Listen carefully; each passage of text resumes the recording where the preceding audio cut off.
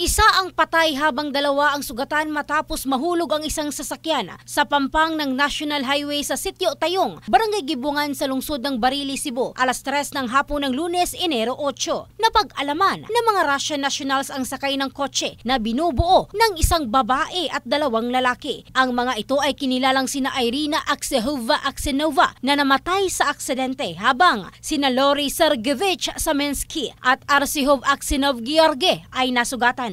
Makikita sa mga larawan na halos hindi na maitsura ang sasakyan. Ayon kay Police Major Janos Giangan, hepe ng Barili Police Station, naligo sa dagat ang mga biktima sa bayan ng Mualbual at bumiyahe patungong Cebu City. Aniya, dalawang sitwasyon ang kanilang tinitingnan, lalo pat may nakitang 3 bote ng alak sa loob ng sasakyan. Una, posible umanong dahil sa nakainom ang driver nito. Nakatulog ito sa may palikong bahagi ng kalsada at lumampas sa kabilang lane na siyang dahilan ng pagkakahulog nito sa pampang na may taas na 200 talampakan. Pangalawa, posible din umanong mabilis ang takbo ng kanilang sasakyan. Ang bahaging ito ay hatid ng DriveMax Adult Herbal Capsule, lalaking laging umaangat. In the heart of changing lives, ito si Michelle Craste ng Brigada News Philippines, the Music and News Authority.